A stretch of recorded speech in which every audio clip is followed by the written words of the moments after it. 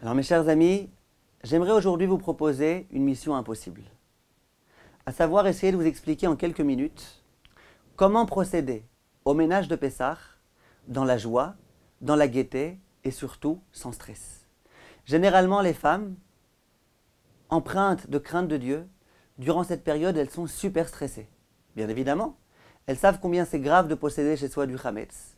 Et donc, combien le ménage doit être précis, combien il faut faire un ménage de fond pour être sûre et certaine qu'il n'y ait surtout pas de chametz. Les hommes, généralement, ils sont un peu moins stressés. Généralement, ils n'aident pas toujours beaucoup leurs femmes à faire le ménage. Alors qu'il y a écrit nulle part dans la halakha que c'est aux femmes de faire le ménage et pas au mari.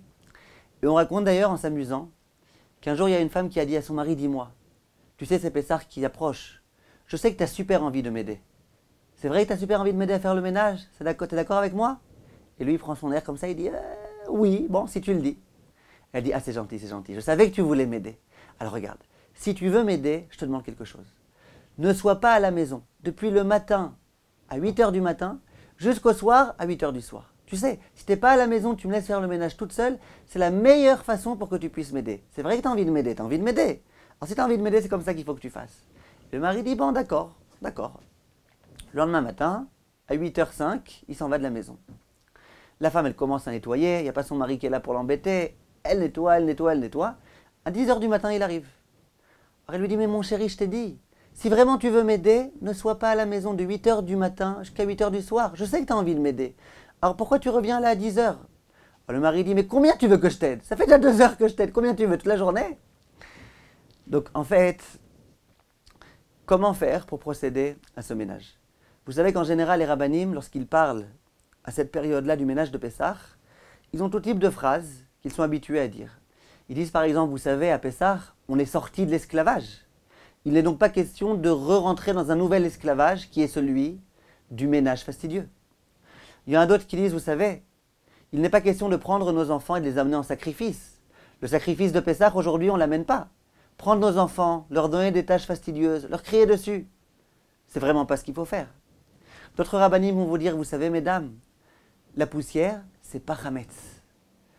Le ménage de Pessah, c'est pour retirer le chametz, pas pour retirer la poussière. Et généralement, ce genre de phrase, souvent en tous les cas, elles stressent les femmes encore plus qu'autre chose. Ce que j'aimerais aujourd'hui, c'est ne pas me contenter de vous dire ces phrases-là, mais essayer de vous expliquer en quoi elles consistent, qu'est-ce qu'elles veulent dire et comment procéder à un ménage sans trop se fatiguer et en évitant les choses qui sont inutiles dans ce ménage. Alors commençons par le commencement. D'abord, quelle est l'origine de ce ménage? Le Rama dit, dans le chapitre Tav Lamed Gimel, Vechol Adam Tsaich Lechabed Chadarav Kodem Abdika. Avant la vérification du Chametz, chaque personne doit passer le balai. Donc, il y a ici une référence halachique qui dit qu'avant l'Abdikat Chametz, il faut avoir passé le balai. Ça veut dire quoi, avoir passé le balai? À quoi ça sert? Alors, tout d'abord, ça sert parce que ça facilitera l'Abdikat Chametz. Si tout est propre, on pourra beaucoup plus facilement faire l'Abdikat Chametz. Et en dehors de ça, quand on a passé le balai, il n'y a déjà plus de poussière par terre. Donc on voit beaucoup mieux. Si ce qu'on voit par terre, c'est du pain, si ce qu'on voit par terre, c'est un peu de couscous, ou si c'est rien du tout. Alors que si jamais il y a plein de poussière mélangée avec des miettes et tout, là c'est vraiment un parcours du combattant. Donc il faut procéder à un ménage. Plus que ça. Vous savez qu'il y a beaucoup de personnes pour lesquelles l'Abdikat Chametz, elle dure 5 minutes. Ils prennent une bougie, ils se promènent dans une pièce, dans une autre pièce, dans une troisième pièce, 5 minutes, montre en main, l'Abdikat Chametz est terminé. Or, ce n'est pas comme ça qu'on doit procéder à l'Abdikat Chametz. La vérification du Chametz, ça doit être une vérification rigoureuse, méticuleuse, dans laquelle on cherche vraiment dans tous les coins et recoins de la maison s'il n'y a pas du Chametz qui se cache quelque part. Et pourtant, il y a des gens, en 5 minutes, ils le font. Comment ça se fait? Alors, tout d'abord, je tiens à vous dire que je légitimerai sûrement pas un tel comportement. Une Bdikat Chametz d'une maison de 3, 4, 5 pièces, ça doit prendre au moins 1 heure, 1 heure et demie. Mais en tous les cas, comment ça se fait qu'il y a des personnes qui fassent l'Abdikat Chametz de cette façon-là? Vient un grand rav qui s'appelle le Sha'arei Teshuvah et il dit la chose suivante. Ce qu'il y a beaucoup de gens qui ont l'habitude de ne pas vérifier complètement tous les endroits exactement comme il faut avec beaucoup de minutie. Les fiches etechila mechabdim verochatzim umenakrim akol etev. Ils disent parce qu'ils se reposent sur le ménage qu'il y a eu avant. Donc puisqu'il y a eu un ménage avant, et dans ce ménage on a retiré tout le chametz, durant le ménage on a déjà bien vérifié à chaque endroit s'il n'y a pas par hasard du chametz. Par conséquent, ces personnes-là se reposent sur ce ménage. D'où l'abdikat chametz très rapidement à la va-vite. On voit donc de là que ce ménage il est important. Mieux le ménage est fait, plus on est sûr qu'il n'y a pas de chametz à la maison, et plus on pourra d'une certaine façon être un petit peu plus indulgent concernant l'abdikat chametz. Alors à quoi il consiste ce ménage de Pessah? Vous savez qu'il y a le bitul chametz. Bitul chametz, ça veut dire que le soir après l'abdikat chametz et le lendemain matin, l'homme, la femme vont dire de façon explicite tout chametz qui pourrait rester à la maison, je tiens à l'annuler et qu'il soit complètement inexistant. Dès lors que j'ai l'intention d'annuler tout chametz qui est à la maison, de lui retirer toute son importance, de ne plus le considérer, à quoi ça sert? De vérifier le chametz, de faire le ménage, etc. Réponse: de peur qu'il reste un beau morceau de chametz, un morceau de chametz important, conséquent, d'une certaine valeur. Et donc, que deux problèmes. Premièrement, au moment où je dis tout le chametz qui est à la maison, il n'a aucune importance, que je ne le pense pas réellement. Parce qu'une petite miette, je veux bien qu'elle soit inexistante. Mais si j'ai un beau paquet de gâteaux, je risque de dire pour moi c'est inexistant, mais en fait de ne pas vraiment le penser. Premier problème. Deuxième problème, même si je considère vraiment qu'il est annulé, imaginez que pendant Pessah, j'ouvre une armoire et que je tombe sur ce paquet de gâteaux qui a l'air de surcroît appétissant. Je risque d'oublier que c'est Pessah et je risque d'en venir à le manger. Voilà pourquoi à Pessah, non seulement on annule le chametz, mais en plus on tient à ce qu'il n'y ait pas de chametz du tout. Dès lors, on va pouvoir commencer à se déstresser. Lorsque je procède au ménage, il faut que je nettoie les endroits auxquels j'ai accès. Les endroits auxquels j'ai jamais accès, c'est pas la peine de les nettoyer. Il y a des personnes par exemple qui vont s'amuser à déplacer les bibliothèques, à déplacer toutes les armoires pour aller voir si derrière l'armoire, derrière le buffet, il n'y a pas par hasard un peu de chametz. Disent les décisionnaires, c'est pas la peine. Pourquoi?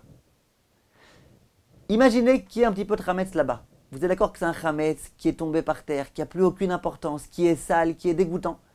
Et donc vous êtes d'accord que ce chametz-là, au moment où je vais dire que je souhaite qu'il soit annulé, je pense vraiment que je veux bien qu'il soit annulé. Parce que pour moi, il n'a vraiment déjà plus aucune importance. Il y a un morceau de pain rassis qui est tombé derrière le buffet il y a 3 mois. Vous êtes d'accord que quand je dis je tiens à ce qu'il soit annulé, pour moi, il n'a aucune importance, c'est réel. J'y crois réellement. Qu'est-ce que vous allez me dire? Mais peut-être que pendant Pessah, je vais voir ce morceau et je vais le manger. Premièrement, je ne le verrai pas, parce que je n'ai pas l'habitude de déplacer le buffet. Et deuxièmement, même si je le vois, c'est un pain complètement pourri. Donc vous savez bien, vous êtes d'accord que j'en viendrai pas à le manger. Donc ces endroits-là, ce n'est pas la peine de les nettoyer. Comment faire pour le nettoyage des poches? D'après le Rama, il y a écrit explicitement que le soir, au moment de l'abdikat chametz, il faut vérifier chaque poche. Vous imaginez bien que c'est extrêmement difficile. Or, comment on fait en pratique? Il y a une halakha, il faut vérifier les poches. Peut-être que dans les poches, il y a quelques petites miettes de chametz. Or, à nouveau, viennent les décisionnaires et disent: lorsque je vais retirer ma chemise que j'ai portée la dernière fois avant Pessah et que je vais la mettre dans la machine, vous êtes d'accord que dans la machine, il y a du savon, il y a de l'eau, il y a plein de produits qui vont abîmer les quelques miettes qui pourraient rester. Donc, s'il restait quelques miettes, tous ces produits-là, elle va complètement les abîmer, si ce n'est les détruire. Dès lors qu'elles sont annulées, dès lors qu'elles n'ont plus d'importance, dès lors que même si pendant Pessah, je mets ma main dans la poche et que je vois cette miette, je n'en viendrai pas à la manger, je peux me reposer sur l'annulation. Au moment où je vais annuler tout le chametz qu'il y a chez moi, eh ben, cette petite miette ridicule, minuscule, abîmée, qui n'a déjà plus aucun goût, elle sera aussi annulée. Donc il n'y a aucun problème. Le problème qui peut rester, c'est imaginer que dans ma poche, il y ait un morceau de gâteau emballé. Donc bien que je l'ai mis à la machine, il est resté intact. Et en plus, c'est un morceau qui ne s'est pas abîmé. Et c'est un morceau qui, si je le vois le jour de Pessah, je risque d'oublier que c'est Pessah et d'en venir à le manger. C'est pour ça que la dernière machine qu'on fera, ça veut dire la dernière fois que je fais la lessive de ce pantalon, de cette veste, de cette chemise, de cette jupe, à ce moment-là, il faut que je vérifie les poches. Je rentre ma main dans la poche et je vois qu'effectivement, il n'y a pas un gros morceau de chametz emballé dans un sac en plastique, etc. Dès lors qu'il n'y a pas un gros morceau de chametz emballé dans un sac en plastique, qu'est-ce qui risque de rester dans mes poches, dans mes ourlets? Quelques petites miettes. Les petites miettes, elles s'abîmeront. Elles s'abîmeront avec les produits. Même si ensuite il reste un petit quelque chose, ça n'a déjà plus aucune importance, c'est complètement annulé. Et lorsque je ferai le bitul chametz, ça sera complètement annulé, il n'y a plus aucun problème. Simplement, disent les décisionnaires, c'est bien au moment où on va vérifier les poches, cette dernière fois-là, qu'on va faire la lessive avant Pessah, d'avoir l'intention de s'acquitter de cette façon-là, de la bdikat chametz, de la vérification du chametz de ces poches-là. Et c'est bien aussi, disent les décisionnaires, de le faire à la lumière du jour. Ou en tous les cas avec une lumière électrique, avec quelque chose. Pas simplement toucher avec les mains, mais faire comme on fait une vérification du chametz avec une lumière. Ça, c'est un point qui était important. Que se passe-t-il au sujet des livres? Je suis en train d'étudier durant toute l'année ma Gemara, et au moment où j'étudie ma Gemara, je mange. Mon temps est tellement précieux que même lorsque je mange, j'étudie. Même quand j'étudie, je mange. Même quand je mange, j'étudie. Donc vous imaginez bien que lorsque je mange mon sandwich sur ma Gemara, il y a des miettes qui ont pu tomber sur ma Gemara. Alors que faire? Que faire avec ces Gemarot? Alors il y a des gens, je peux vous dire, qui prennent tous les livres qui se trouvent dans l'armoire et dans la bibliothèque et qui les vérifient page par page. Pas simplement en faisant comme ça, en vérifiant bien chaque page de peur qu'il y ait des petites miettes qui soient incrustées à l'endroit de la reliure. Mais je vous dis à nouveau, ce n'est pas la peine de faire ça. Alors que faire? Là, il y a une grande discussion entre les rabbanim. Il y a l'opinion du Staipeler et du Chazon Ish. Ces deux grands rabbanim disent la chose suivante. Il y a des livres dont je sais très bien que je ne m'en servirai pas pendant la fête de Pessah. Ces livres-là, ce n'est pas la peine de les vérifier du tout. Je ne m'en servirai pas pendant Pessah. C'est vrai qu'il y a peut-être quelques petites miettes qui se trouvent à l'intérieur, mais dès lors que je sais que je ne me servirai pas de ces livres pendant Pessah, je les mets à la vente. Ça veut dire, je mets un sachet en plastique sur la bibliothèque, à cet endroit-là. J'écris dessus « vendu aux non-juifs » et dans la vente du chametz, j'inclus aussi les miettes qui pourraient se trouver dans ces livres, dans ces gemarot, etc. Aucun problème. Maintenant, que se passe-t-il avec les livres que je n'ai pas envie de vendre, parce que je sais que je vais avoir besoin de m'en servir pendant Pessah? Disent le Chazon Ish et le Staipeler, là effectivement il faut vérifier. Parce que si jamais il y a du chametz à l'intérieur, il faut que je le retire.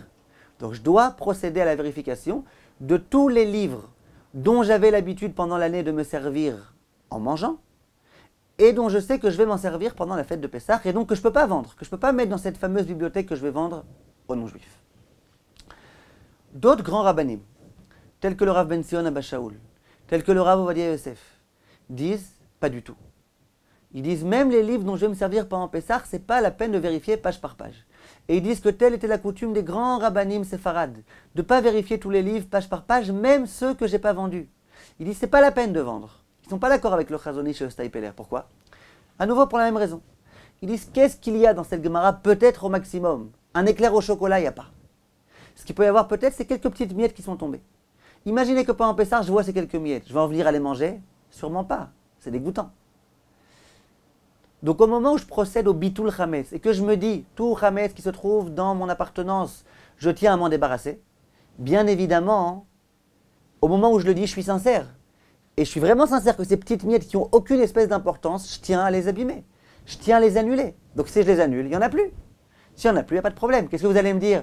Ah mais si j'étudie dans ces livres pendant le Pessah, je vais en venir à manger les miettes? Pas du tout. Personne ne mange ce genre de miettes. Si vraiment une personne mange ce genre de miettes, il faudra vérifier. Mais les gens qui savent qu'ils n'en viennent pas à manger parce que c'est vraiment dégoûtant, ces personnes-là, il n'y a aucun problème, elles n'ont pas besoin de vérifier. Voilà l'opinion du Rav Ovadia et du Rav Ben Sion Abba Shaul. Je précise quand même un point, c'est que tout ceci est vrai concernant les Gemarot dont je vais me servir pendant Pessah, mais pas à la table de Pessah. Les livres que j'amène à table, par exemple les Zmirot de Shabbat, par exemple les livres de Birkat Amazon, que je vais amener vraiment à table. Alors là, il y a un problème.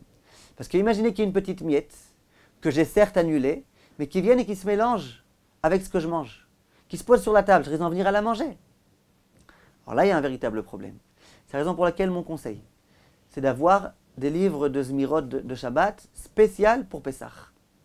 Comme ça, il n'y a aucun risque. Maximum, ce qui peut se trouver à l'intérieur, c'est de la matzah de l'année dernière, et ça, c'est pas un problème. Mais pas des miettes de pain. Si vraiment j'ai qu'un livre de Zmirot dont je me sers toute l'année et que je souhaite l'amener à table le jour de Pessah, là, effectivement, d'après tout le monde, même d'après le Rav Ovadia et le Rav Ben Zion Abba Shaul et tout le monde, il faudra vérifier pas simplement page par page, mais ligne par ligne. Parce qu'en général, il y a beaucoup de pain et de couscous et de choses qui sont chametz, qui viennent se coller sur ces pages-là. Et chas shalom, que ça ne tombe pas sur ma table le jour de Pessah et que je risque à en manger. Que se passe-t-il, mes chers amis, avec les jouets des enfants? Alors à nouveau, c'est la même histoire. En général, les jouets, il y a beaucoup de jouets qu'on peut mettre à la machine. On les met à la machine à laver, tous les jouets qui sont en plastique, toutes les espèces de peluches, etc. Je les mets à la machine. Une fois que je les ai mis à la machine, je peux être sûr qu'il n'y a plus de chametz, que même s'il reste du chametz, ce chametz est complètement annulé, il n'a plus aucune importance, plus rien du tout, et donc il n'y a pas de problème. Le bulgum, pareil. Je prends le bulgum. Je sais que sur le bulgum, il y a tout type de fente qui me dit qu'il n'y a pas une petite miette de chametz qui se trouve à l'intérieur. Alors l'idéal, c'est que je prends mon bulgum, je le mets à la machine, je suis sûr ensuite qu'il n'y a plus de miettes. Et même s'il y a une miette, tous les produits ils ont abîmé complètement cette miette, elle n'a plus aucune importance, et donc c'est complètement annulé. Tout ça, mes chers amis, ça nous conduit à une conclusion simple, claire et évidente. Laquelle? Lorsque je procède par exemple à la serpillière, je passe la serpillière dans toute la pièce. Est-ce que j'ai besoin ensuite de vérifier entre chaque carrelage, entre chaque dalle, est-ce qu'il n'y a pas par hasard une petite miette qui est tombée? Non, j'ai passé la serpillière, j'ai mis dedans de la javel, j'ai mis dedans tout type de produits. Ça y est, il n'y a plus rien. Vous allez me dire peut-être qu'il y a une petite miette minuscule qui se trouve par terre, même s'il y a une miette. Vous êtes d'accord que cette miette elle n'a aucune importance. Cette miette elle est dénaturée avec la javel, avec tout ce que j'ai pu mettre. Donc il n'y a plus rien, ça ne s'appelle plus une miette, il n'y a plus rien. Quoi, je risque d'en venir le jour de Pessah à ramasser cette miette de par terre et à la manger? Qui est-ce qui fait une chose pareille? Personne. Donc il n'y a aucun problème.